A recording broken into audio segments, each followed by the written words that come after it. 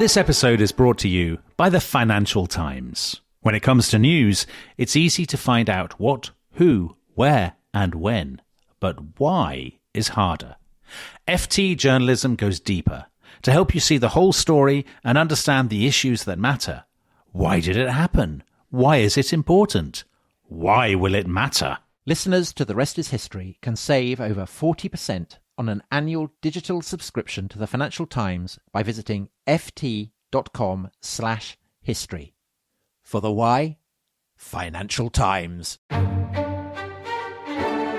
This is an advertisement by BetterHelp. January arrives with a sense of expectation and change. But real change is rarely loud or dramatic. It's noticing what no longer needs to be there. Thoughts you keep turning over even when they're not helping. And when you live with those long enough, they can start to feel normal until you pause and see them more clearly. That's where perspective helps. Not fixing yourself, just creating space to understand what's been weighing you down. Therapy can offer that space, a clearer view of your own patterns and what's worth holding on to. BetterHelp makes starting straightforward. You answer a few questions and they match you with a qualified therapist. If it doesn't feel right, you can switch at any time. Whether you're into New Year's resolutions or not, working to better yourself is something everyone should do. And you don't even need to bulldoze your life to do it. Simply use BetterHelp. BetterHelp makes it easy to get matched online with a qualified therapist. Sign up and get 10% off at betterhelp.com/restishistory. That's better, HELP.com/restishistory. This podcast is brought to you by Carvana. Car shopping shouldn't feel like preparing for a marathon of paperwork. That's why Carvana makes buying and financing your car easy. From start to finish, search thousands of vehicles with great prices. All online, all on your time. And when you're ready, your new car shows up right at your door. It doesn't get better than that. Buy your car the easy way. On Carvana. Delivery fees may apply.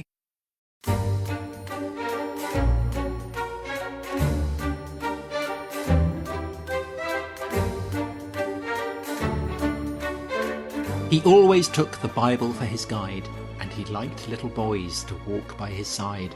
He preferred their company more so than men, because he knew there was less guile in them. And in his conversation he was modest and plain, denouncing all pleasures he considered sinful and vain, and in battle he carried no weapon but a small cane, whilst the bullets fell around him like a shower of rain. He burnt the debtors' books that were imprisoned in Khartoum, and freed them from a dismal prison gloom, those that were imprisoned for debts they couldn't pay, and sent them rejoicing on their way.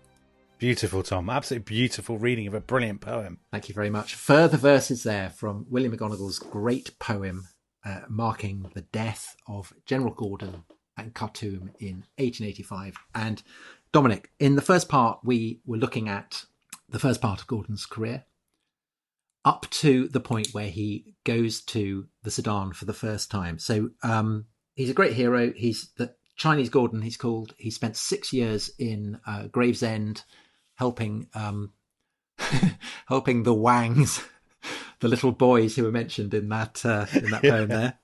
Yeah. And if you think that's suspicious, well, you can hear our discussion of that in yesterday's episode if you haven't already. So Dominic, February 1874. Yes. What's going on? So there's this extraordinary situation in the Sudan, basically. So Egypt, which is nominally part of the Ottoman Empire, but de facto kind of isn't, is pretty much, it has the Sudan almost as a kind of a possession of its own. But in turn, Egypt is kind of answering to Britain because it owes Britain loads of money. So what you have in the Sudan is that the Sudanese economy, the Sudan is incredibly poor. The Sudanese economy depends largely on slavery. So the slavery is being abolished all over the world and the slave trade being stamped out. The East African slave trade is still going very strong. In fact, it's arguably stronger than ever because slavery has been stamped out elsewhere. So there's loads of money to be made from slavery. And the Khedive of Egypt, the ruler of Egypt, I think basically uses the sort of anti-slavery sentiment. He says, well, I want to stamp out slavery too. Actually, what he really wants is to reassert his control over the Sudan. And what he wants to do is to get somebody in, an outsider, a Brit, to come and run the Sudan for him and impose control, set up a whole trading network. And the Khedive says, I'd like you to stamp out the slave trade as well. So it's a bit, perhaps, like the Iraqi exiles from Saddam Hussein's regime going to American neoconservatives and saying, would you please come and kick out Saddam? I suppose that's it's a slight stretch, but I can see what you're saying. It's basically, it's getting an outsider into... It's just that so we've done an episode on 9/11, we've done an episode on Napoleon in Egypt, and this is kind of midway between that. But we are now moving into the very, very contested, complex, and very ambivalent history of the relationship of the West to Islam. That's right. I mean, and also the whole slavery issue, right? I mean, absolutely, because the impetus for anti-slavery is Christian. It's absolutely powered by exactly the kind of experience of being born again, of evangelical certitude that Gordon has also bought into. So Gordon is passionately opposed to slavery. I mean, basically, for the second half of his life, he spends all his time thinking about how he'd love to be a crusader against slavery and stamp it out and so on. And that means he ends up being used, or almost used, by a succession of quite dodgy people. So one of them is the Khedive, and later on, Leopold II, Belgian, in the Congo, who wants to use Gordon as a tool, with anti-slavery being the pretext. And elements within British foreign policy establishment and military establishment as well. Yeah. Because one of the paradoxes of Britain's absolutely key role in the abolition of the slave trade, which is done for overtly moralistic reasons. I mean, I say overtly, I mean, they are done for moral reasons. It's forced through and led and conducted by people who passionately believe that they're doing God's will. But that very sense of moral agency then becomes a further tool of imperialism, because it provides a moral sanction for Britain to intervene. And of course, the Protestant evangelical motivation for this is not something that sits easily with Islam, which is, has a body of texts, of sayings, of prescriptions that, in the opinion of Muslims, derive directly from God. And so Gordon's understanding of God is written on his heart. It's experienced as a process of being born again. He reads the Bible, but he understands the Bible through that prism. For Muslims, there is this great body of law that for centuries and centuries and centuries has says that slavery is legitimate. And so there is, I suppose you call it a clash of civilizations. I mean, certainly a clash of moral perspectives. Yeah, I think that's fair. I think Gordon doesn't quite know, even at this stage. So this isn't the sort of fatal trip to the Sudan. This is a much earlier one. Yeah. But even at this stage, there's this sense that he doesn't quite know what he's getting into. Well, he's going as Governor General of the Equator, isn't he? Yeah, so it's a slightly weird slightly story. Further down. So basically, one of the Khedive's ministers, who's a guy called Nubar Pasha, he meets Gordon at a dinner party in Constantinople. And he's impressed by him, and he asks somebody afterwards, who is that? And somebody says, oh, that's Chinese Gordon. Don't you know who he is? And he gets a book about him, and he reads this book written by a French royalist, which says, oh, what a tremendous person Gordon is. And the minister says, oh, this is the kind of person we're looking for. Let's get him in to come down. And at first, Gordon's, as you say, just sent down to what's called Equatoria, which is kind of now South Sudan, North Uganda. So it's the bottom bit of the Sudan. And that's the bit that basically the Sudanese slave hunters prey upon. They are looking for kind of black African slaves that they will send north and east and so on. Which, again, they've been doing since the 8th century. But Gordon thinks this is unconscionable. He's there to stamp it out. And in doing so, to reassert the power of Cairo.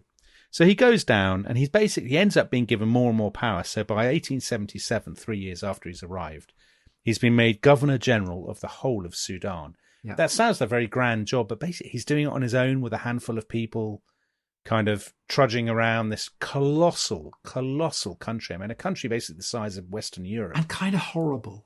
Yeah. I mean, the conditions are unbelievably They've got tough. kind of permanent dysentery. There's no water. That's incredibly hot. Well, again, we've listened straight to his biography of him, which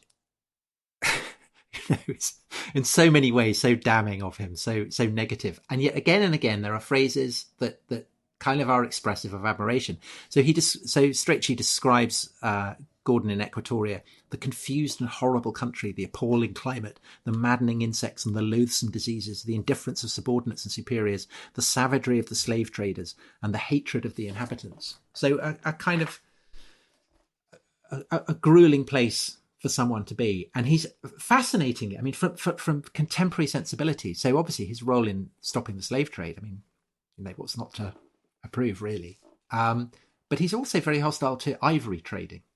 He is, because a lot of the slave trade is driven by ivory. So they need people. There's a huge demand for ivory in the West. And a lot of the slaves are carrying loads of ivory to the coast. Yeah. And stopping the two kind of goes hand in hand. So actually, Gordon is a conservationist hero as well as an anti-slavery one. And he's worried that the rapacity for ivory will wipe elephants out. And he's right. Seems a very 21st century perspective. So, but he's a failure though, isn't he? Ultimately, he's disappointed. He basically says, "I can't rely on any of the Egyptians; they're completely corrupt." Well, because the only way to stop the slave trade is to stop it at source. Is to stop the market. So he can try and, basically he's kind of whack-a-mole. Yeah, because he'll close off one avenue and another one will sprout up. It's got to be. He recognises it's got to be stopped in Arabia and Constantinople or whatever. That's the only way to halt it. Yeah, and he's a very something quite forlorn about him. I think at this point, he as you say, he's in terrible conditions. He's very lonely. He's reading his Bible for 3 hours a day to kind of console himself as he's sort of riding his camels around the Sudan or taking ship down the Nile or whatever. And then he basically resigns, doesn't he? At the end of 1879, early 1880, he says, "I've had enough. I'm out.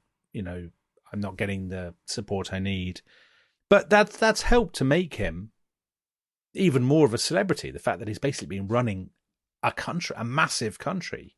So then Leopold II, this Belgian bad guy, I'm sorry to say, asks him to come and run the Congo for him. But hasn't he gone off to be private secretary to the Viceroy of India? Yeah, I think he had an opening offer from Leopold. Leopold keeps asking him. Okay. But he does go to India, you're right, as the private secretary of Lord Ripon, who's the Viceroy, and he hates it. Absolutely hates it. And he resigns after So he arrives days. in Bombay with the Viceroy after on the kind of a week.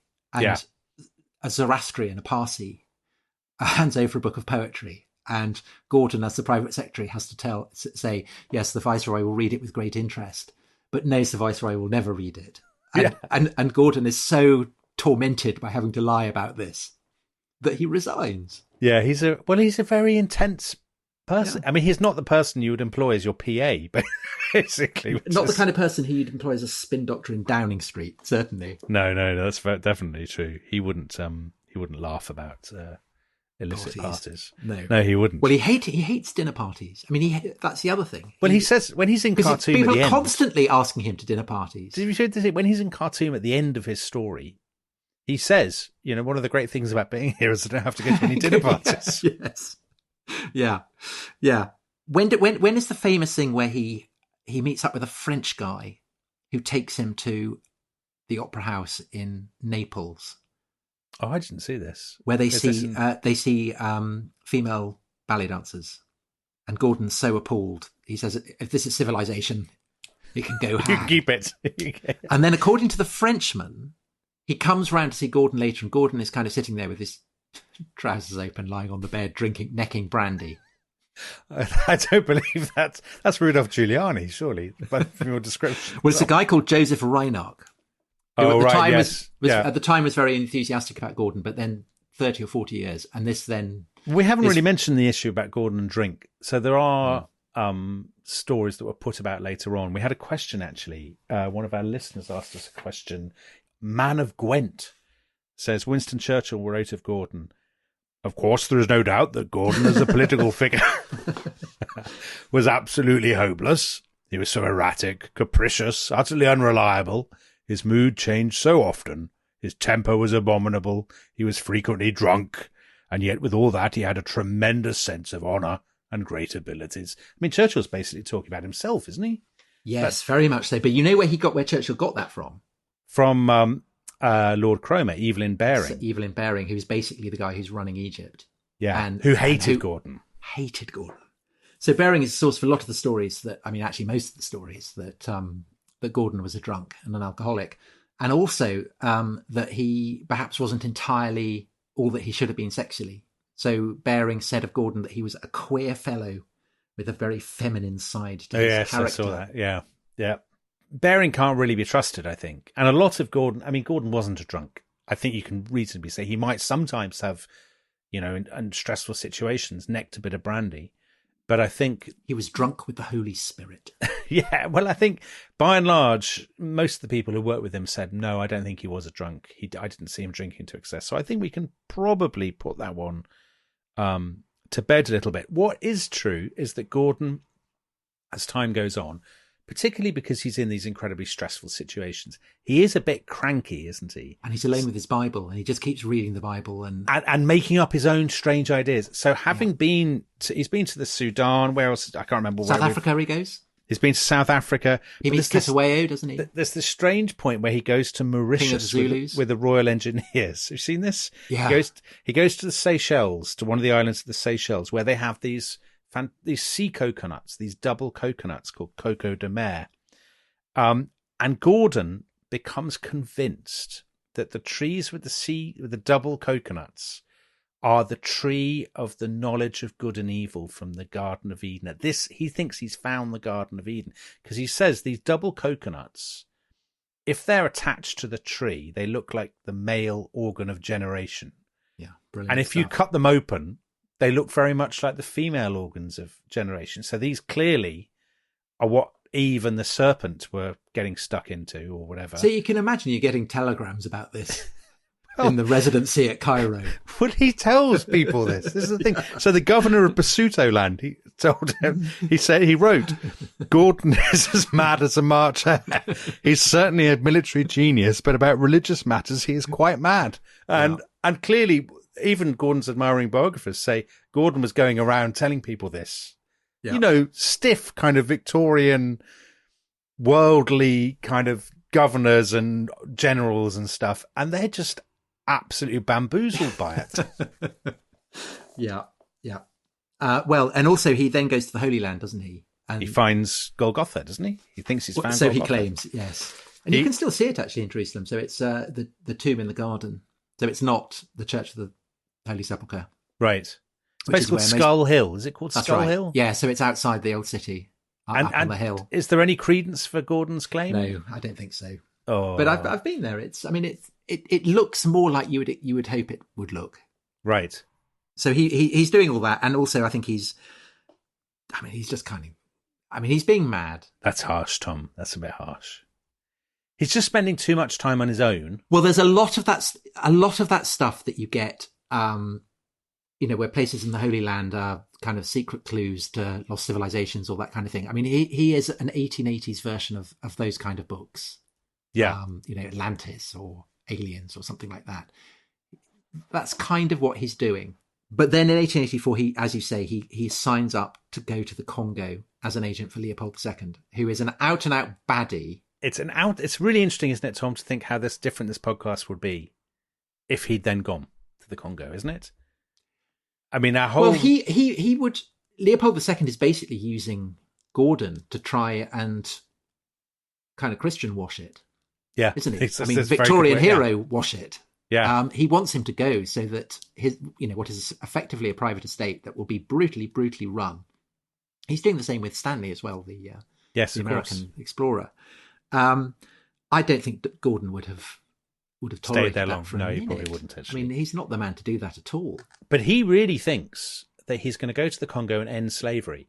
I mean, this is the sort of strange, twisted, as you said, the sort of weird, contradictory nature of African European high politics and diplomacy in the 1880s, that Leopold II tells Gordon, I want you to come and we can end the slave trade together. You can end it in the Congo. What he really wants to do is to use Gordon as the frontman for his operation, in which he will basically have Congolese slaves working for him.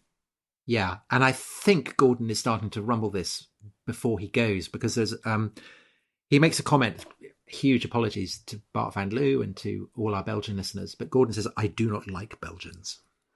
Yeah, and I think Tintin, Hercule Poirot. Yes, I think that's because he's starting to feel that Leopold perhaps is up to a dirty one. But he's been in Brussels, hasn't he? And then he comes home from Brussels in January 1884 when he's dithering about whether to accept this offer of going to the Congo. And he arrives in England to find a telegram from a journalist called W.T. Stead, who is by far the most famous kind of muckraking newspaper editor of the day, this guy who runs the Pall Mall Gazette. And he's also a very keen spiritualist. Do you know the story of his daughter and the ghost? I don't. Would you like to tell me? I'd love to. So their house was on Smith Square, which is where Tory Central Office is, and now the European Union embassy. So Stead and his daughter Estelle lived there, and Stead then goes on to drown on the Titanic. But before he gets drowned on the Titanic, his daughter Estelle she's lying in bed. She gets woken up by a man who comes into her room, slams the door open, takes off his hat, sits down at a desk, begins writing, ignores her completely. And the same thing happens 3 nights in a row. And Estelle has no idea what's going on. Who is this strange guy who's wandering into her room and sitting down and writing? So the father suggests that they get hold of a spirit indicator, because the obvious solution is that it's a ghost. And this spirit indicator is a kind of device for communicating with the dead. So Estelle does that. Sounds great. And the spirit indicator reveals that it is a ghost, and he's a chap called Gordon Knight, a minor poet who specialised in rollicking songs of the sea. And like a sea shanty kind of yes. character. And he and Estelle get on tremendously well. And they're great pals.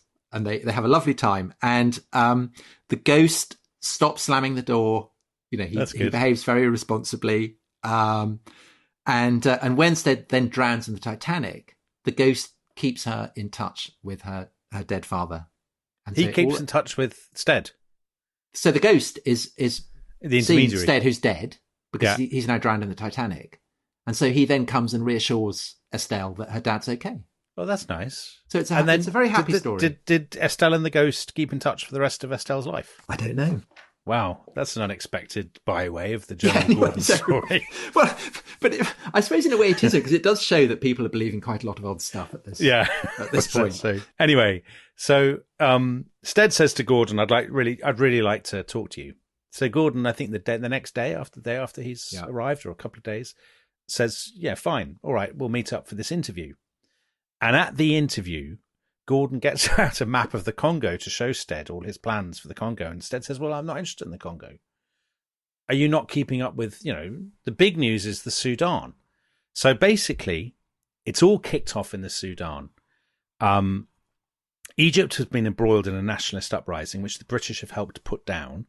And in this sort of general sort of chaos and fragmentation of Egypt, and also in the huge disruption in the Sudan caused by the attempts to suppress slave hunting and the slave trade, there has begun this great Islamist uprising. That's what we call it now, isn't it? Exactly. Under a guy called Mohammed Ahmad, who basically says, "I am the Mahdi." Now, Tom, you will know far better than me what all this is about, the Mahdi business.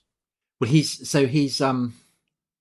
this idea that there's a kind of succession of significant figures who will, in the long run, herald the second coming of Jesus and the end of the world. And it kind of has the same kind of apocalyptic expression that you get with the Islamic State, or the Taiping Rebellion. Yeah, but this is yes. But this is it's Islamic.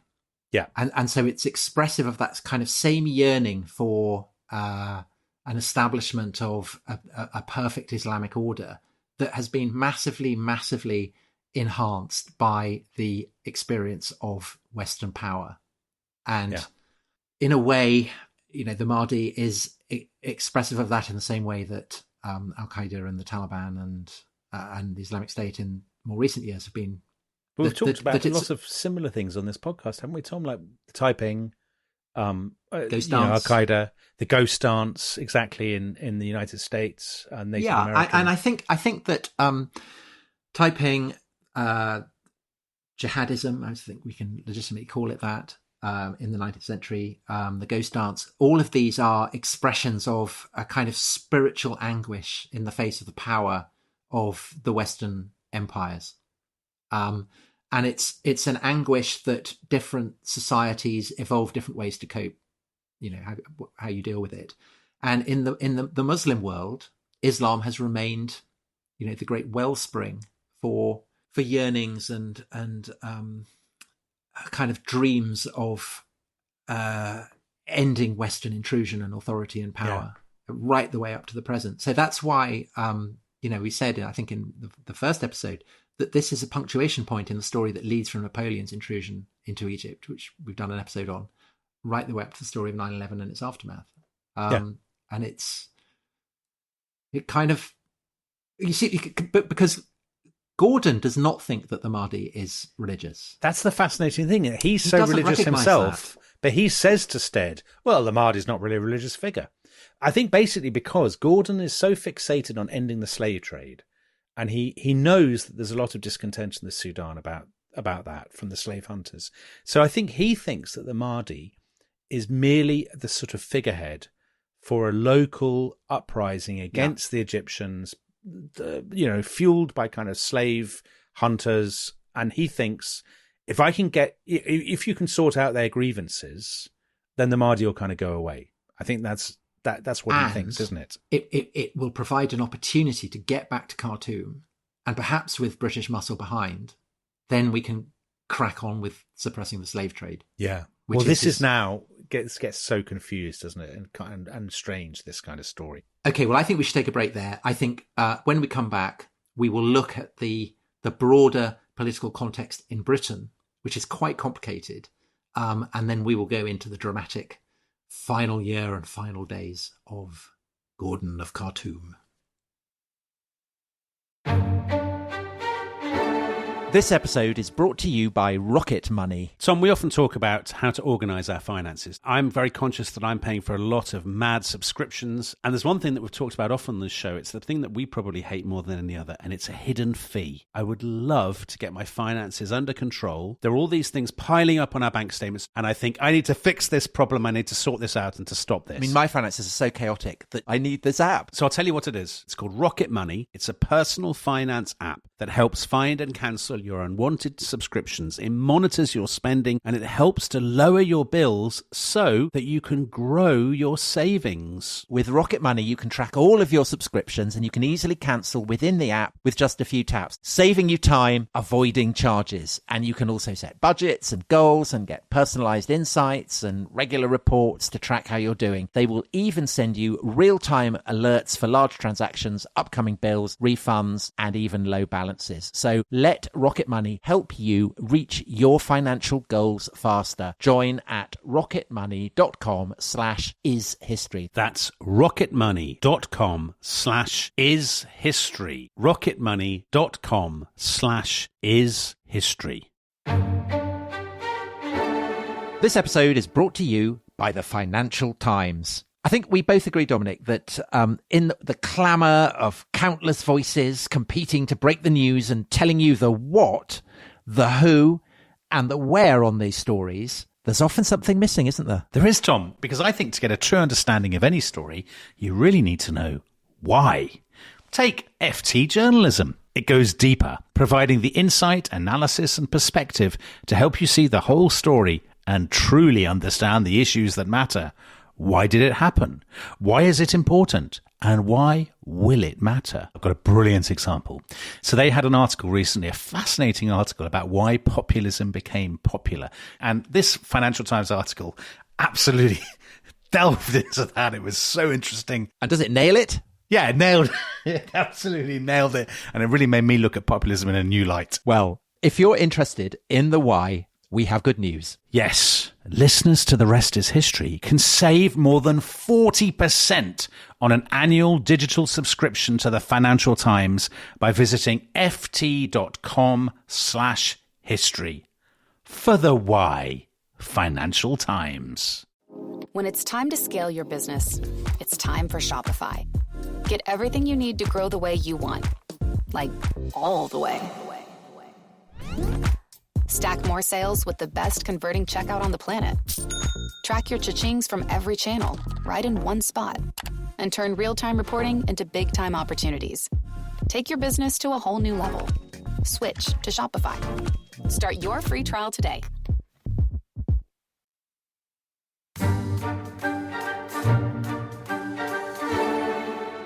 Hello, welcome back. We are into the end game with our special on Gordon of Khartoum. And Dominic, we're gearing up to send Gordon to Khartoum a second time. We're still in Britain. What's the political context for what is happening? So Britain has a Liberal government under Gladstone. The Liberal Party is a kind of a very strongly anti-slavery party. But it's also a non-interventionist party in many ways compared with the Tories. So again, it's kind of like people who were very against military intervention, NATO's military intervention in Afghanistan, but also are very much in favour of stopping the Taliban from oppressing. Exactly. So there's a real ambivalence. There's a real ambivalence there. Gladstone doesn't like the idea of sending armies to overthrow regimes and so on. He's a bit ambivalent about that, not least because it's expensive, and Gladstone's all about kind of keeping costs down. But there are people in the Liberal Party who think, there are some who think, we should definitely shore up the Egyptian regime, and shoring up the Sudan is part of that. There are some who passionately want to end slavery and see it as an opportunity to do that. So while they're all sort of debating, what are we going to do about the Sudan, where there's this big uprising, this sort of, as you say, jihadist uprising, and the Egyptian regime wants to do something about it. While they're doing that, W.T. Stead publishes his article, his interview with Gordon. The interview is called Chinese Gordon on the Sudan, and there's an accompanying editorial entitled Chinese Gordon for the Sudan. Instead, basically says, I've interviewed Gordon, he's clearly the man, send him immediately, he'll sort it out. And newspaper boys are sort of shouting these on the streets of London. All the other papers pile in, say, yes, send Chinese Gordon, he's the man. And so this is the British tabloid press. The tabloid press, the equivalent to the tabloid press, absolutely sort of stir this up. Now, you mentioned, I think, in our first podcast about Gordon's great mate, Garnet Wolseley, who he'd become pals with in the Crimea. And Garnet Wolseley is the number 2 man in the army to friend of the show, the Duke of Cambridge, yes. who is totally the most useless. incompetent commander-in-chief ever. So Garnet Wolseley despises the Duke of Cambridge. Wolseley is Britain's top general, but he wants to really run the army himself. He's got a whole network of other generals called the Wolseley Ring around him who are kind of modernizers and so on. I think quite a few historians take the view that Wolseley wants to use Gordon to go to the Sudan. He wants to send Gordon to the Sudan and then go and rescue him. That's always Wolseley's plan. He's always thinking, this would be a great opportunity for us to, use the army to go and is Wolseley doing that? What's his motivation for that? It'll make his name. It'll allow him to cement his control over the army. Over Sudan. I mean, is it a kind of empire building? Nobody wants the Sudan for the Sudan. There's nothing there that people want. There's no. I mean, later on, the French and the British want Sudan to complete the jigsaw puzzle of their African empires, but nobody wants it for that reason at this point. I think it's more about prestige and status than anything else. So basically, the Wolseley helps to persuade the Liberal government, not Gladstone, because Gladstone's away, but Gladstone's private secretary, W.W. Hamilton. He seems to be a half-cracked fatalist. Yes, and that's before Gordon's even gone. Yeah, lots of Gladstone's people say sending Gordon is absolutely demented. He's the worst possible person you could send because he's all about the Garden of Eden and stuff these days. And also he doesn't follow orders. He's reading his Bible and making up his own mind, and he doesn't do as he's told. But he gets summoned to the War Office on the 18th of January, And there are 4 different cabinet ministers there. There's Lord Hartington, there's a guy called Charles Dilker, there's Lord Granville, Lord Northbrook. And they basically say to him, well, we've heard you're the man, are you going to go to the Sudan and all this sort of thing. Now, what was Churchill there then? No, that's why generic. Well, Churchill was a liberal. He's a senior liberal minister too, Tom, only a few years later. That's just a generic late Victorian Edwardian minister's voice. Okay. Hello, Gordon. Come in. Sit down. Cigar. But anyway, There he go. There he is. What's not clear is what they tell him to do. So they think they've told Gordon, go to the Sudan and fight them on the beaches. No, they say, find out. It's a fact-finding mission only. So they think that he's going to go and report back on the situation. What's going on in Khartoum? Report back. He seems to have thought that it's his job to evacuate the Khartoum garrison and everybody in Khartoum and get them out before the Mahdi arrives. But what also seems to be the case is that at some point in his mind, the idea takes shape. He could just go down there and run it. Yeah. And some people think he gets that idea later, but some people think he had that idea from the very beginning. He basically thinks, I should be in charge from the start. But it's floating around in London even before he leaves. Because there's a Tory peer who says of what Gordon is planning to do, since the days of knight-errantry, never was such an expedition taken. Yeah. So there's clearly all kinds of different perspectives on what's going to happen in London, just as maybe there are in Gordon's head. That's the thing. Nobody really has ironed out why Gordon is going and what he's going to do. And what he's going, what they're going to do once he gets there. Would it be going too far to say that the uncertainty reflects the massive kind of moral uncertainty that Britain feels about what the purpose of the British Empire is? Is it maybe does it does the British Empire exist to do good, to suppress slavery, to stop elephants being wiped out, or does it exist to stop the French from occupying territory, or does it exist to serve the interests of realpolitik and ensure that the Egyptian government stays in place so that they continue to screw it of money? Maybe all those things. And I think that's in a sense, Gordon is he's such a loose cannon. Yeah. That maybe this is why it has the impact that it does, because his expedition focuses all the tensions and ambivalences and contradictions that British imperialism, particularly in Africa, is generating. But not just British imperialism, right? I mean, do you not think there are elements of this when you think about our podcast that we did about Afghanistan? Yes, we've talked about the 9/11 and the I'm just saying that specifically Africa because because slavery is so important to the story. Yeah, I think that's fair enough. And the anti-slavery thing, by the way, will be a feature a little bit later, because there's an unexpected irony of this.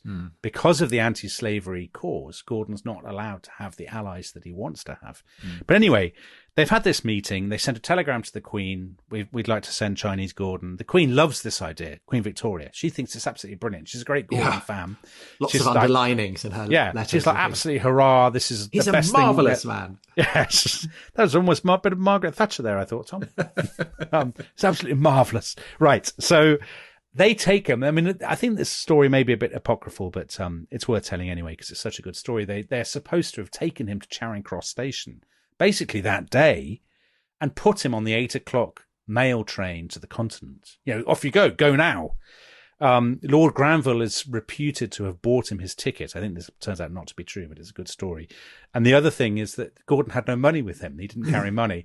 So his mate Wolseley gives him his cash and gives him his gold watch. And they sort of wave him off. Off you go, good chap, good luck. And suddenly, out of nowhere, Gordon, who was going to go to the Congo, is on his way to the Sudan. But he doesn't go straight there, which was the original plan. He stops in Cairo.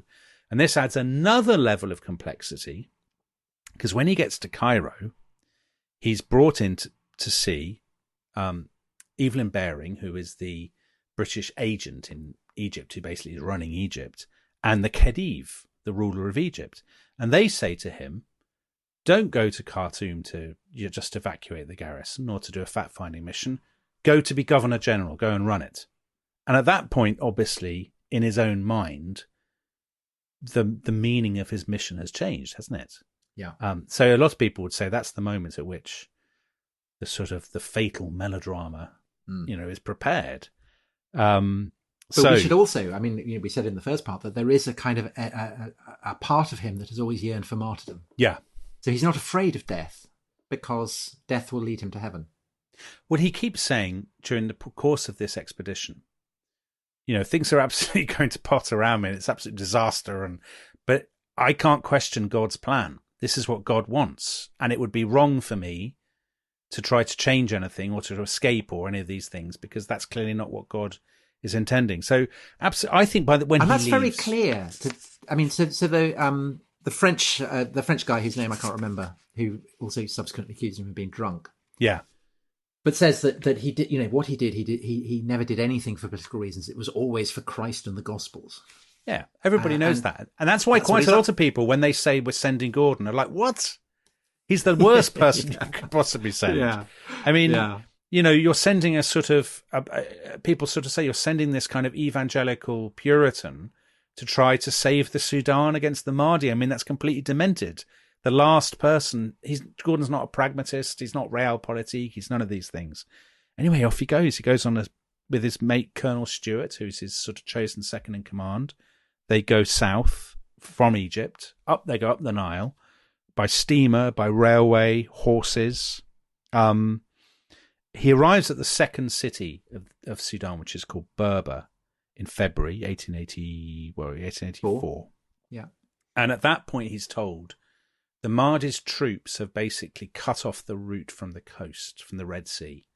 So you can't evacuate Khartoum that way. Then you can't expect rescue that way.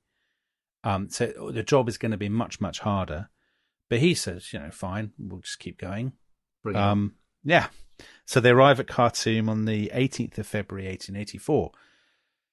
And you, at the very beginning of this epic, you read out the thing he burns all the debtors' books. Yeah. And he sort of, he and says whips, doesn't he? Yeah. And the stocks and so all the implements of torture. He's a great performer. He's a great kind of political performer. And he arrives in Khartoum and he clearly sees himself. I mean, this is what Lytton Strachey brings out in his essay in Eminent Victorians, that he sees himself as a bit of a kind of very small m messiah of a kind. Well, he's Christ clearing the temple.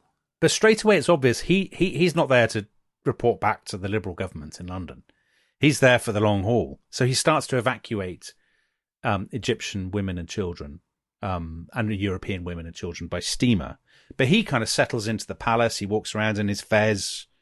He keeps saying, this is all God's plan. So he writes, all things are ruled by him for his glory. It is rebellion to murmur against his will. He's writing all this on telegrams as well, isn't he? To Bering. So they're getting these telegrams. And like, what's going on? Yeah.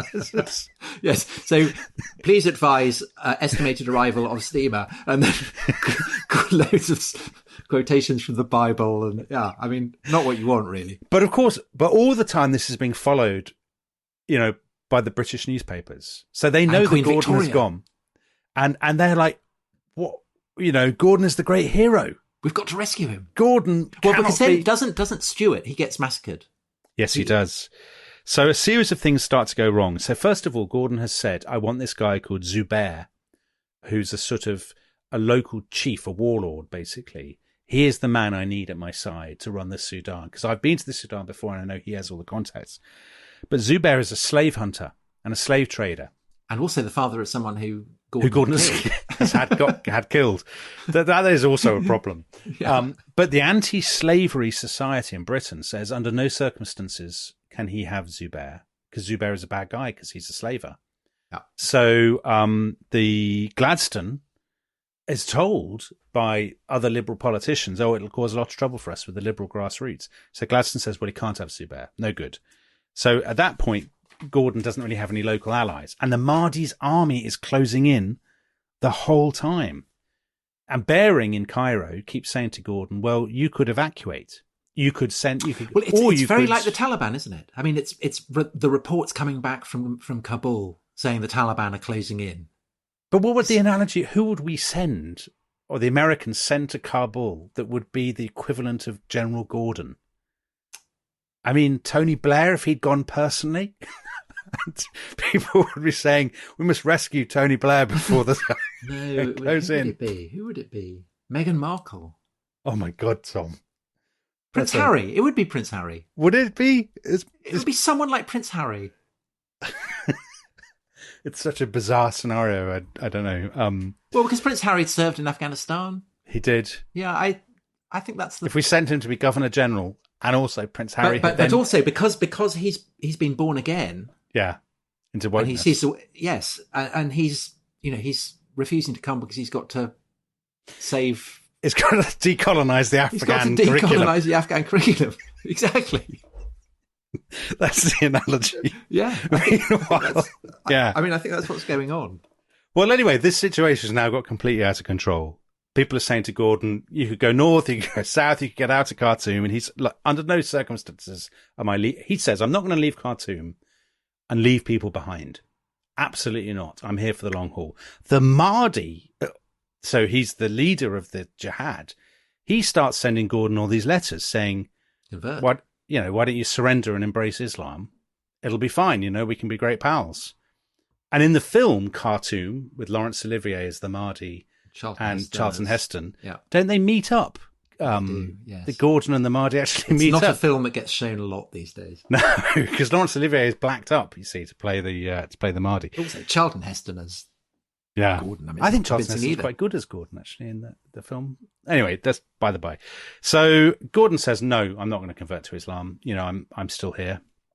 So, the Mahdi's closing in. And in Britain, more people are getting more and more agitated, and Gladstone is digging his heels in. And Gladstone says, no, I'm not going to send a relief force. And then eventually he agrees he has to. And Wolsey gets what he's always wanted, which is the chance to lead the rescue, but much too late because Gladstone has delayed and delayed. So the Wolseley expedition only arrives in Cairo on the 9th of September, 1884. So at this point, Gordon has been in Khartoum for, 7 months or so. But at this point, the Mahdi is is really quite close to Khartoum. So Gordon has had to put chains across rivers, and he's basically formed the people of Khartoum into a kind of defense. He's giving them little metal stars for good conduct and so on. He's running the whole thing as a kind of military operation. A month after Wolsey's landed in Cairo, the Mahdi arrives outside Khartoum.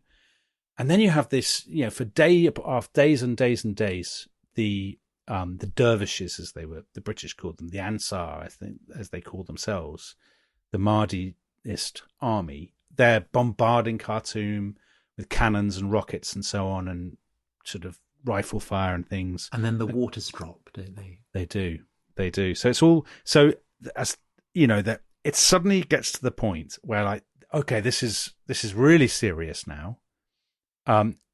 If the British don't arrive, now, Gordon is doomed. Gordon is up there on the roof of his palace, reading his Bible, writing letters, constantly writing, God's will be done and all this. Yep. Thank God I don't have to go to any dinner parties, all this kind of stuff. I wonder how the Wangs are getting on. Yeah, the people of Khartoum have been reduced to eating dogs as it's all going horribly wrong. The British are coming south on, I think, the 17th of January, 1885. The British fight the sort of vanguard, the advance guard. So the British have come in this long, long column. They have to come so slowly because they need water and they need supply. They can't, outpace their supply train. So it's taking forever. It's taking months. They fight the Mahdiists at a place called Abu Clare, but their commander is killed. This is the place, Tom. You know the poem that we read out in the cricket episode, my favourite poem. Oh, about the play up and play the game. Play up and play the game, Vitae Lampada. So the square that broke, the colonel's dead, all that sort of stuff. This sort of great poem of empire, that's written about this battle. The square broke and, there's all carnage. So they're going very slowly now, the relief force. Then on the 25th of January, I think it is, Gordon's up smoking on his roof, reading the Bible. But down below, the Mahdiists have identified, as you said, the waters have receded. And they've identified that a ditch has been left undefended or something. They can see a weakness in the defences. And first thing the next morning, the 26th of January, 2 days before Gordon's birthday, they break into Khartoum. And what follows is utter carnage. Thousands of people being massacred, being beheaded, all Europeans basically being killed. One of them is Gordon. Well, we don't know what happens to Gordon. So the famous story... Well, we know he got beheaded. We know that, but... And we know he died. We don't know how. And the image that became one of the absolute defining images, not just of Victorian Britain, but of European empire, I would say, and the relationship between Europe and Africa, Asia, and so on, is George William Joy's painting, which you can see online if you don't know it, of Gordon standing there, imperturbable, in his fez, in his suit, on the steps of the palace, and this sort of great crowd of dervishes with spears facing him. And that's the image at the end of the Charlton Heston film, which recreates it to the letter. Charlton Heston looks regal. He looks splendid. There are reports, aren't there, that he fights until he runs out of ammunition and then gets overwhelmed. But or further complicating it, I mean, he writes, he's debating whether he should accept death, or if he gets captured, what should he then do? And he says that perhaps capture will be a kind of Calvary for him, a kind of... What an extraordinary thing to be thinking, though, Tom, isn't it? To be weighing up in your mind. Yeah. I mean, there are some accounts, aren't there, that there's one account... Well, the Mahdi wanted him alive. He did. There's one account that Gordon bared his breast to the dervishes and shouted, "Strike," and one of them plunged a spear into his chest. I mean, there are numerous but we know versions. He does die against the Mahdi's wishes, who wanted him captured, and he does get beheaded, and the head gets taken to the Mahdi. Yeah, and the body is thrown down a well, I think, and never gets found. And 2 days later, the British steamers turn up outside Khartoum. 2 days, Tom. That's all. And they don't even land, do they? They just they arrive, and I think they realise. And Wolsey's great expedition, he's called home. He sends a furious telegram to Queen Victoria and blames Gladstone for the whole thing and say Gladstone... so Gladstone, the grand old man, the GOM, gets inverted to become MOG, the murderer of Gordon. I mean, when the news reached Britain, there was a Princess Diana style... And around the world, I think. Explosion. I mean, am I not right in thinking that there were signs with black borders in Boston and New York and so on, all around the world? In Germany, and that Gordon, the hero of Christian Western civilization, had been abandoned and betrayed and left to die in Khartoum, killed by the dervishes. It's a story that could have been dreamed up by the enemies of slave traders, and so many knots of paradox and complexity. And then further adding to that is then what happens in 1898 when the British return. The British return and wipe the Mahdi's army out at the Battle of Omdurman on the other side of the Nile from Khartoum, which Churchill is present at. Churchill writes about Omdurman brilliantly, by the way, in his book The River War, because he was with the 21st Lancers. So they think they're there. I mean, they're not really there to avenge Gordon. That's what they're told, aren't they? They're there to stymie the French. Yeah.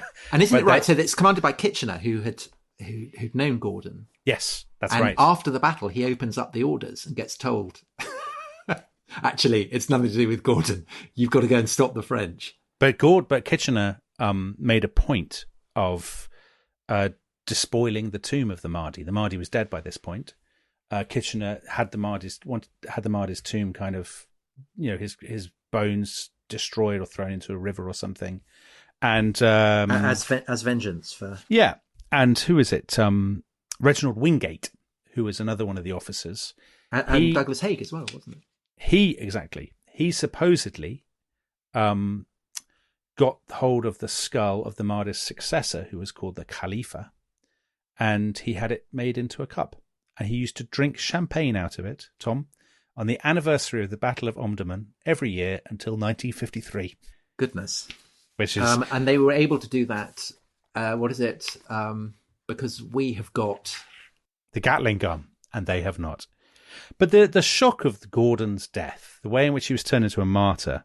So Robert Louis Stevenson said, England stands before the world dripping with blood and daubed with dishonour.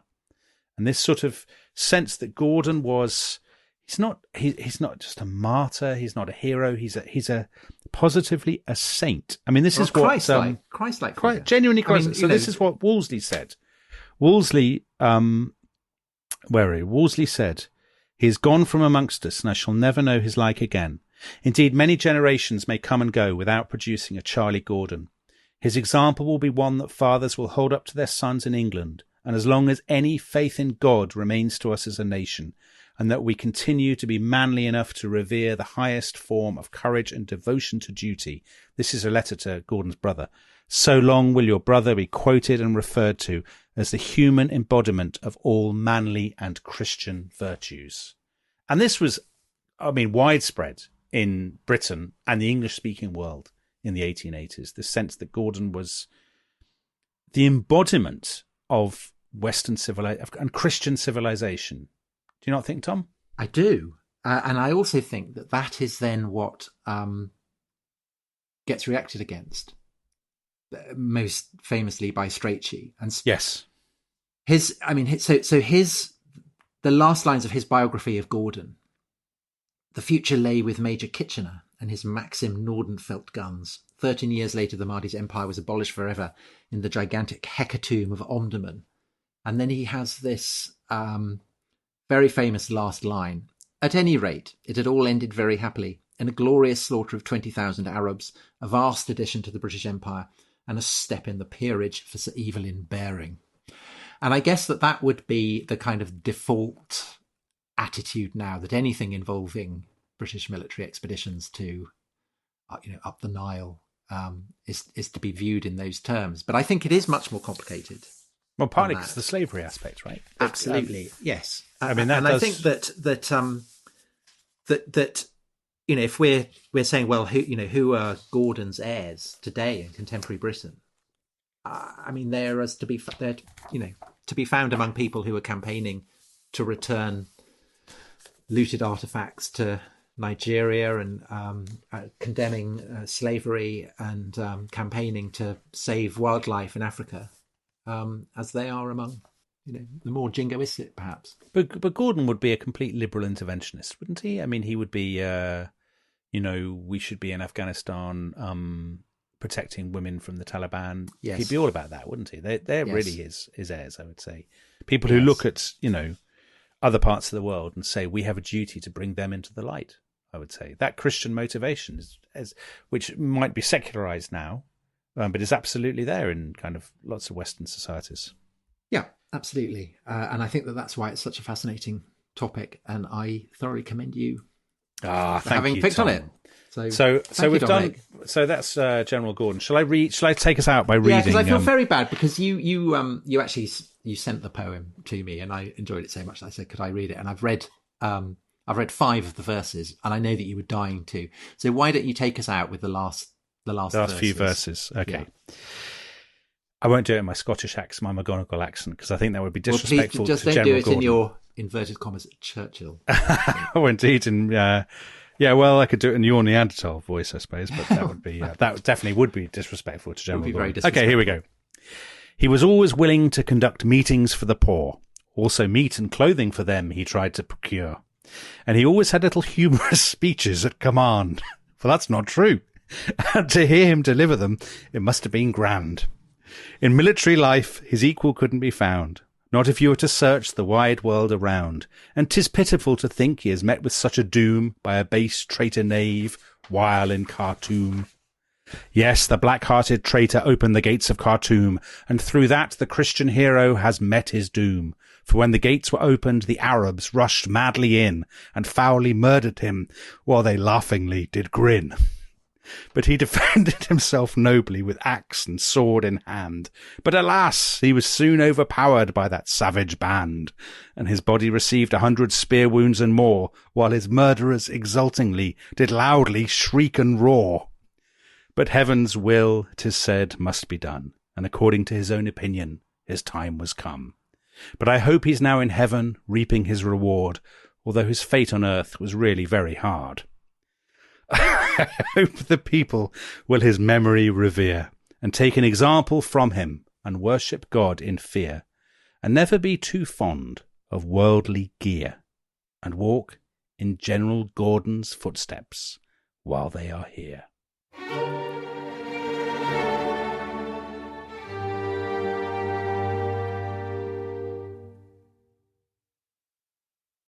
Thanks for listening to The Rest is History. For bonus episodes, early access, ad-free listening, and access to our chat community, please sign up at restishistorypod.com. That's restishistorypod.com.